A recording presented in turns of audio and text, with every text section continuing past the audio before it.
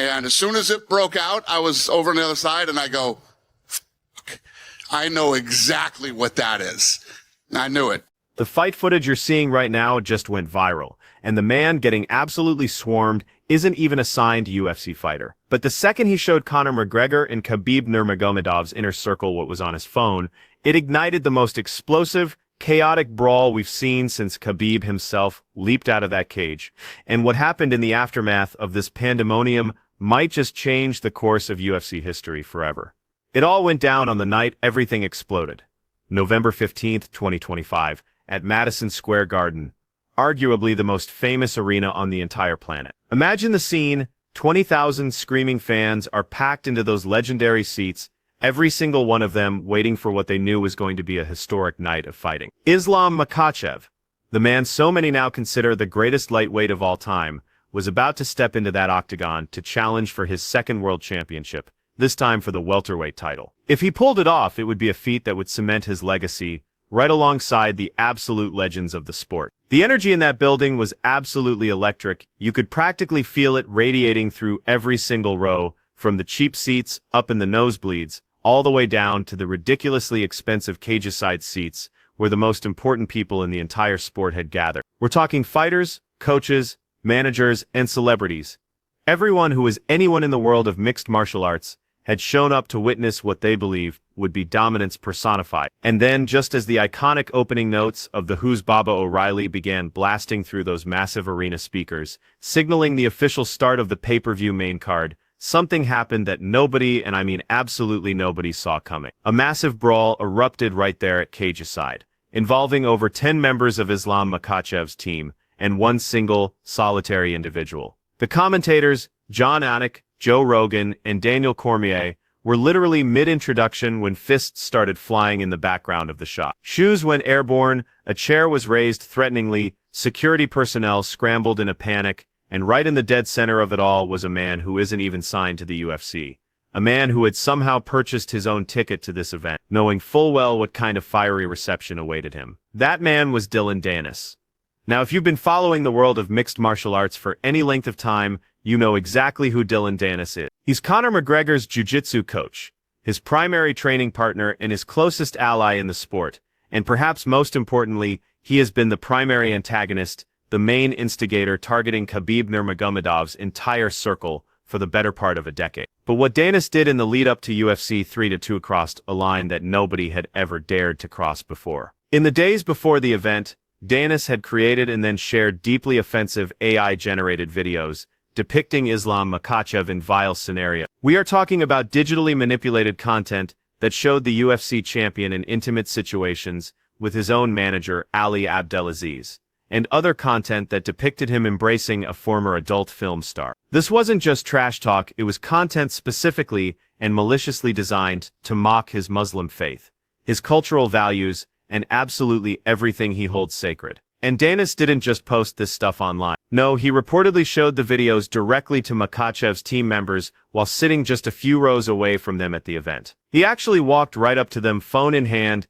and displayed the very content that had been poisoning the internet for days. Javier Mendez, the legendary coach who trained both Khabib Nurmagomedov and Islam Makhachev for years, would later explain exactly what happened. He said, "They showed me the videos of what he was posting. They showed me the videos of Ali and Islam in a relationship-type embrace, and then a porn star and Islam embracing. What do you expect when you do that? What do you expect indeed?" The response was as swift as it was violent. Magomed Zanukov, a teammate known by his nickname John Pork, led the charge, landing multiple punches to the back of Danis's head. Abubakar Nurmagomedov, Khabib's own cousin, was right there in the thick of it. In total, more than 10 fighters swarmed the area. Someone raised a chair high above their head, ready to bring it down. Shoes went flying, literally becoming airborne projectiles in the middle of the chaos. Back of the head. Here they come. Shoes are going everywhere. The entire insane brawl lasted for less than 60 seconds. But in that single minute, the entire trajectory of this bitter rivalry changed forever. Hunter Campbell, the UFC's chief business officer, had to physically intervene himself just to try and break up the fight. Security personnel grabbed whoever they could get their hands on, trying to restore some semblance of order. In the midst of all that chaos, Danis actually lost his shoe. Astonishingly, footage shows him retrieving it from the floor, amid the mayhem, a bizarre and surreal detail that somehow perfectly encapsulates the sheer absurdity of the entire situation. And here's the thing that makes this whole incident even more unbelievable. Dana White knew it was coming. He absolutely knew. I blame myself for that, actually. They came back and told me right before I walked out for the main card that Dylan Danis was here and he was moving around sitting in fighter seats and not sitting in his own seat that he had. He had a ticket.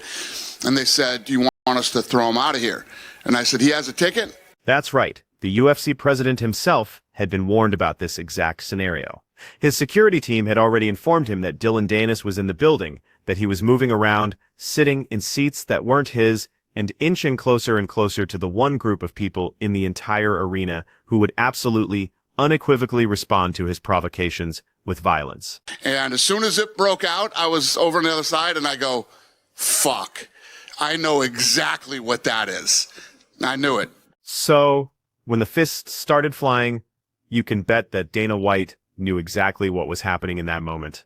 Because let's be crystal clear, this was not just some random altercation between fans.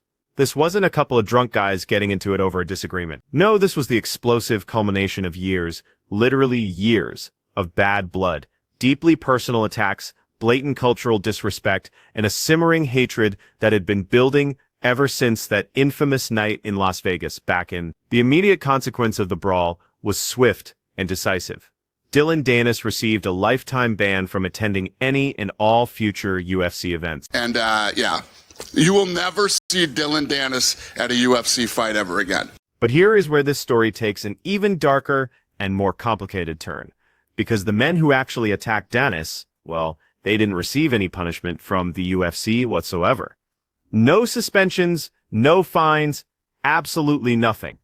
And if you think for a second that this situation has been resolved, if you foolishly believe that a lifetime ban means this beef is finally over, then you clearly have not been paying attention to what these men have been saying in the days since that chaotic night. And his never going to work, and he's going to get beat up. This is not over. Ali Abdelaziz, the very manager who was at the center of those disgusting AI-generated videos, made something abundantly clear in the days that followed the incident at Madison Square Garden. His message was chillingly simple and left no room for misinterpretation. Let's go, brother, but I'm telling you, this guy is not safe as Whole Food, at an airport, at a terminal. And if people catch this guy, he's going to have problems. He's not done. These people not done with him. For the rest of his life, he's not done. Him or Conor, they're not safe. Him or Conor. That's right. You heard it correctly. This isn't just about Dylan Danis anymore. Not by a long shot. According to Abdelaziz, Conor McGregor himself has now been personally pulled directly into this ongoing, escalating conflict. And in his eyes, there is only one way that this is all going to end. Or they have to come out and say, you know what? We're sorry. We give up. Is that we are done. And after that, you'll get mercy. But there's no mercy right now. No mercy. Those two words just hang in the air like a threat that hasn't been fully realized. And as if things weren't complicated enough, the NYPD has now launched a formal investigation into the incident, which came after New York City's own mayor, Eric Adams, publicly condemned the assaults as being completely unacceptable. As of today, no arrests have been made and no charges have been filed, but the investigation is very much ongoing, and the very real possibility of criminal consequences still looms over every single person involved. But to truly understand why this situation has become so incredibly volatile, why the emotions run this deep, and why there appears to be absolutely no end in sight to this conflict, we need to go back. We need to go way back, all the way to where it truly started. Back to the moment when the rivalry between Conor McGregor and Khabib Nurmagomedov became the most personal, most bitter, and most violent feud in the entire history of combat sports. To understand how we got here, to this insane point, where a former adult film star and AI-generated videos can spark a near riot at Madison Square Garden,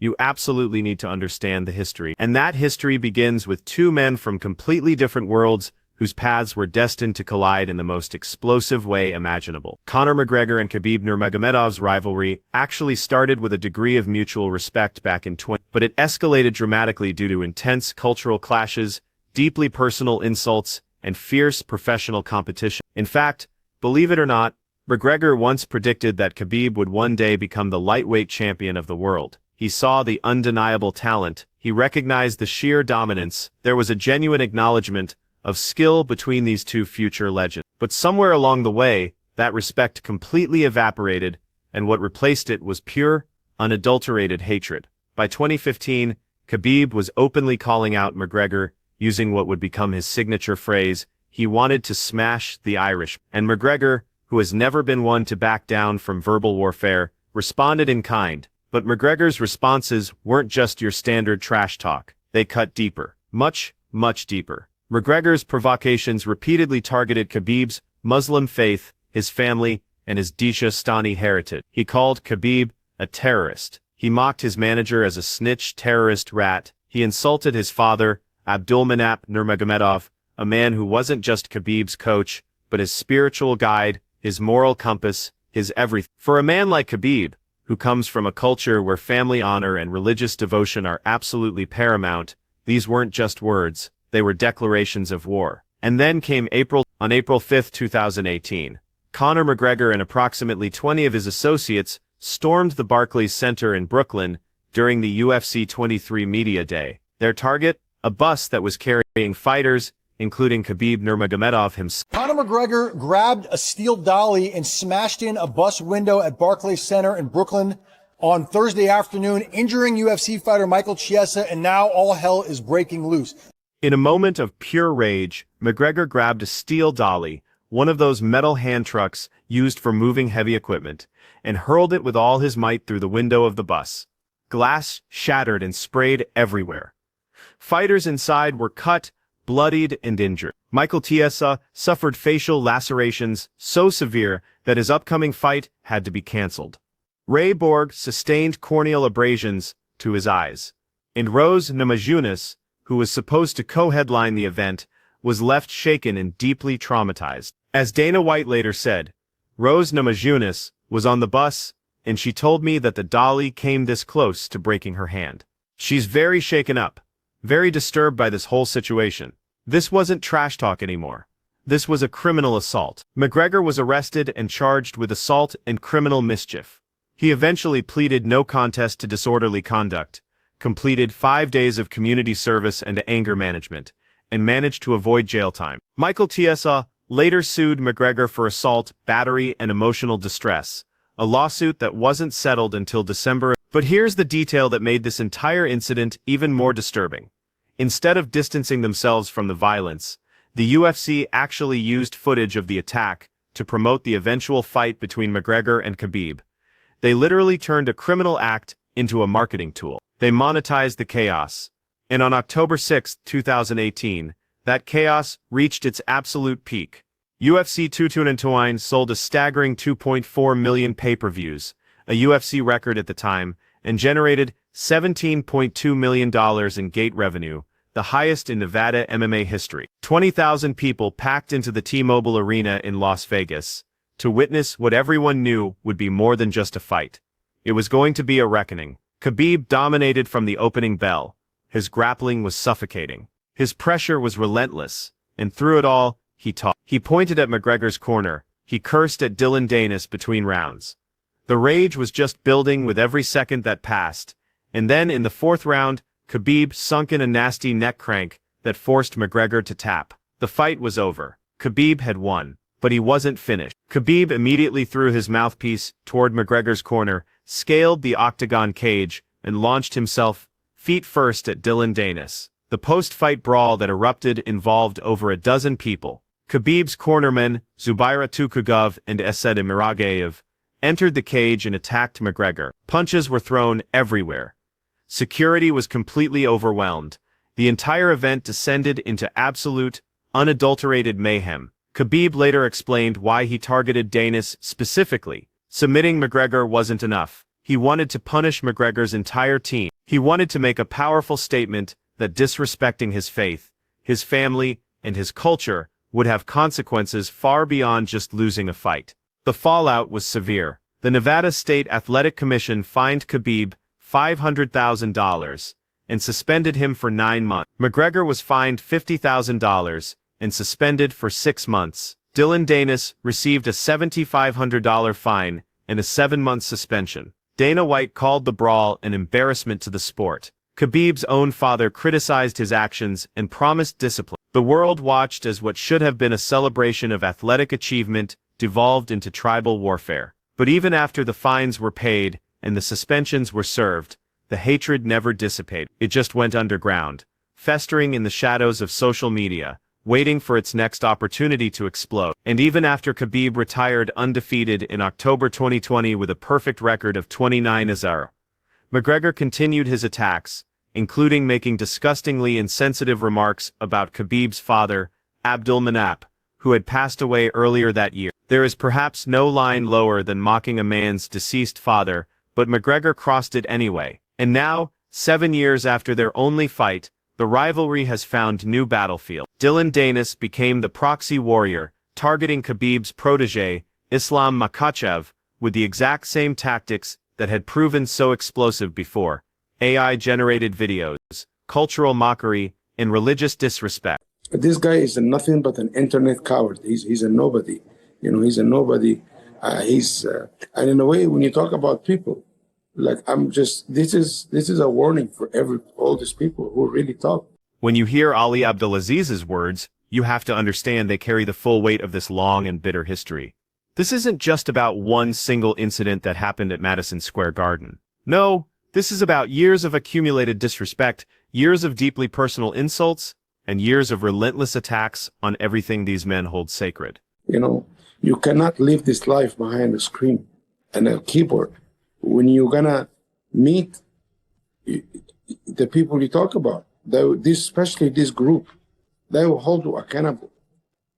If you're a reporter, if you're a fighter, if you're anybody, you will be held accountable for your action. And this is what exactly happened. Accountability.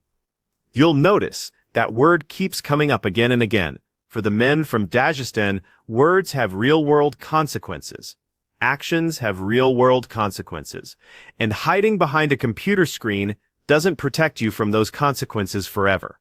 They believe you must eventually answer for what you say and do. Is it not crazy to say now that Islam has surpassed the great Khabib Nurmagomedov? Listen, at the end of the day, you know, Islam does have more accomplishment. But what Khabib has done for all of us, as community, as Muslim, for Dagestan, for Russia, for everyone. It is going to be very hard to repeat what Khabib has done. His legacy extends far beyond his perfect fighting record. He represents something so much larger. He represents a community, a faith, a culture. And because of that, any attacks on his inner circle are perceived as direct attacks on all of those things. But I think their brothers, Khabib trained him to be better than him. You understand? It's not like Khabib wanted him to surpass him. Khabib wanted him to be better than him. It's like a father or a big brother want his brother to be better than him, be more successful than him. Islam Makhachev isn't just Khabib's teammate. He's his brother. He's his legacy personified. And when you launch an attack on Islam, you are, by extension, attacking Khabib himself. The bonds that tie these men together are absolutely unbreakable. But just when it seemed like the UFC 322 Brawl might be the final, violent chapter in this ongoing saga, something else happened. Something that proved this rivalry has evolved beyond the physical realm entirely.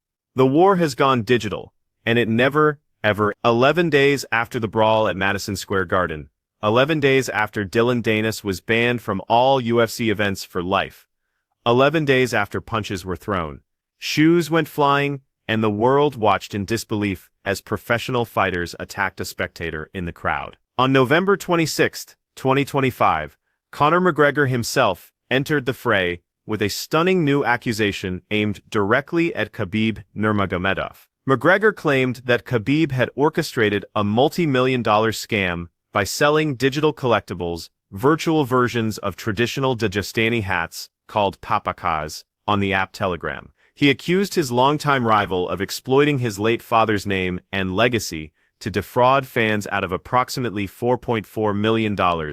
The accusation cut deep, as it was designed. McGregor wrote that Father's plan has now become Father's scam, a twisted and cruel reference to the famous phrase that Khabib had used throughout his career to honor his father's vision for his fighting future. The Papaka project had launched on November 22, 2025, selling 29,000 digital collectibles at roughly $150 each. The items sold out in less than 25 hours, generating over 4.3. Shortly after, promotional posts were deleted from Khabib's social media accounts, a move which McGregor immediately seized upon as supposed evidence of fraudulent behavior. Khabib's response was as swift as it was cutting. He wrote, "You absolute liar, you will always try to darken my name. They don't create exclusive digital gifts with real-time value that you can share with your friends and family. Gifts in the shape of papaka, a hat that symbolized traditions and culture of Dagestan people." But Khabib didn't stop there. He pivoted to something far more personal and far more devastating. "My count is 56 former drug addicts at my rehabilitation centers in Dagestan that I treated. Come to Dagestan. They'll take care of you here." The implication was unmistakable and brutal. Khabib was directly referencing McGregor's well-documented struggles with alcohol and substance abuse issues. He was publicly inviting his rival to come receive treatment at his own rehabilitation facilities. It was a verbal counterpunch that landed harder than any fist ever could. And then, blockchain investigator Zach XBT entered the conversation with receipts that completely exposed McGregor's own hypocrisy. According to Zach XBT, McGregor had launched his own cryptocurrency project, a meme coin called Real. That project raised only 39% of its funding target before failing and refunding its investors. McGregor had also promoted a 2022 NFT project called McGregor Realm that similarly vanished after its promotion. The irony was absolutely staggering. Here was Conor McGregor, a man with his own history of failed cryptocurrency ventures, accusing Khabib Nurmagomedov of running a scam. To date, no buyers of the Papaka collectibles have reported not receiving their item. The project, which was built on the TON blockchain in collaboration with Telegram founder Pavel Durov, appears to function exactly as intended. Whether it represents good value is debatable, but whether it's a scam appears to be a much harder case to make. But the accusations revealed something incredibly important. This rivalry has transcended the physical. It has moved into the digital realm, into the world of cryptocurrency and NFTs and AI-generated content. The battleground has expanded, but the hatred remains exactly the same. And that hatred shows absolutely no signs of diminishing. And this is why, man, it's so much love. Habib does this for nothing. He gained nothing. He gained no money. He gained no hype. The man have 40 million followers on Instagram. He doesn't need anything. But he just wants, this is his father's student, this is his brother, and he wants him to be better than him.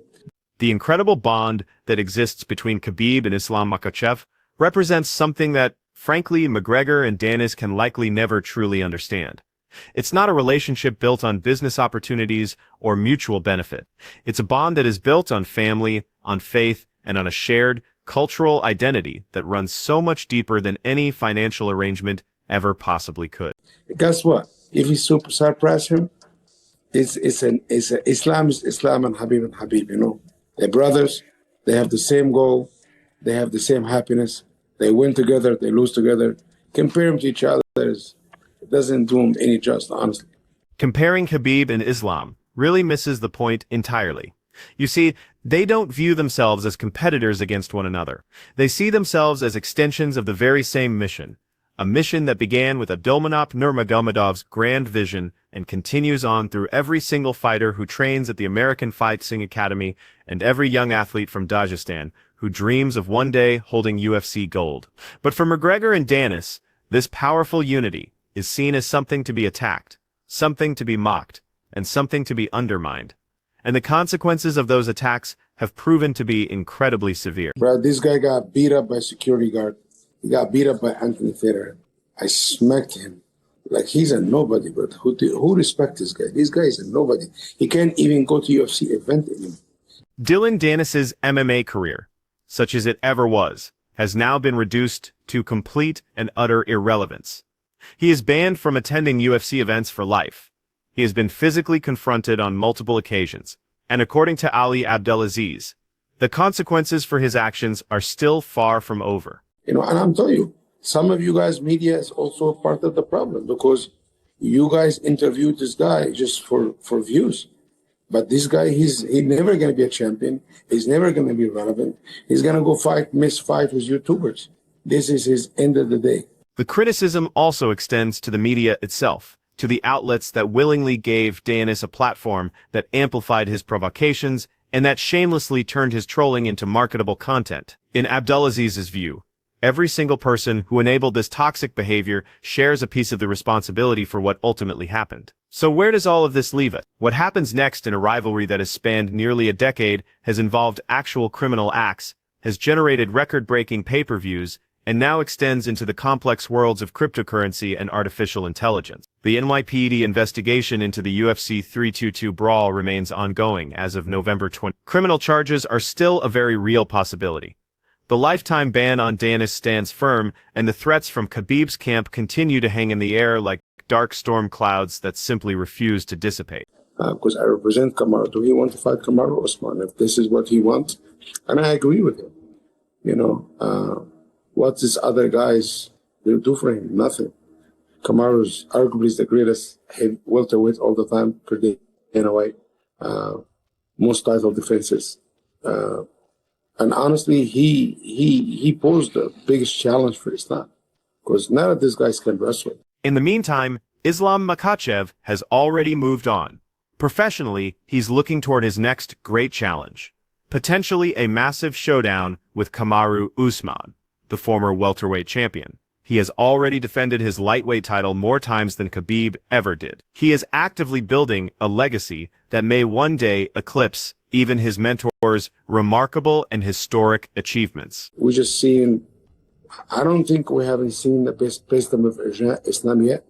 I think the best version of him has to come.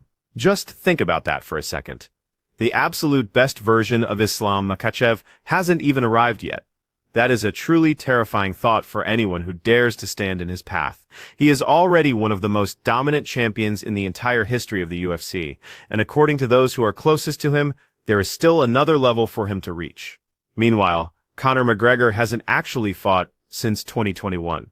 His return to the sport has been delayed repeatedly. His last victory inside the octagon came against Donald Cowboy Cerrone way back in January of 2020, nearly 6 years ago. The man who once seemed destined to become the greatest star in UFC history has been forced to watch from the sidelines as Islam Makhachev has claimed the very throne he once occupied. And Khabib Nurmagomedov, he remains happily retired. With a perfect, unblemished, he is focused on his charitable work, his rehabilitation centers, and his crucial role as a coach and mentor to the next generation of Dagestani fighters. He has built something far larger than any single fight could ever be, but the rivalry persists. It persists through proxies like Dylan Danis. It persists through bitter social media exchanges about cryptocurrency. It persists through AI-generated videos and lifetime bans and ongoing NYPD investigations. this guy, listen, at the end of the day, we live in an internet world when people say a lot of things they don't hold accountable. But it was our group, listen, a couple of years ago, I have a problem with this guy too, and I slapped him. Years ago, Ali Abdelaziz famously slapped Dylan Danis. That confrontation was documented. It was written about, it was turned into countless headlines, and now, all these years later, the cycle just continues. Different venue, different circumstances, but the exact same underlying conflict. Not proud about it, but in a way, I think that's why so many kids getting bullied, because nobody can do nothing. Just get written up. And I think people have to be held accountable. That's why you have to teach your kids how to fight, how to do martial art, to make them defend themselves. The lesson that Abdelaziz draws from all of this is ultimately about accountability. It's about standing up for yourself, and it's about facing the consequences for your words and your actions. It is a worldview that has defined this entire conflict from the very beginning. This rivalry has undeniably shaped the modern UFC. It has generated more money, more attention, and more controversy than perhaps any other feud in the sport's entire history. It has shown us the very best and the very worst of what combat sports can be. The incredible athleticism and the compelling storylines, but also the violence that spills beyond the confines of the cage, and the deep-seated hatred that simply refuses to fade. And with an ongoing investigation, continued threats, and a digital war that shows absolutely no signs of ending, one thing is abundantly clear. The McGregor-Khabib rivalry isn't history. It's still being written, one chaotic chapter at a time. Click on one of the cards on your screen to see more videos just like this.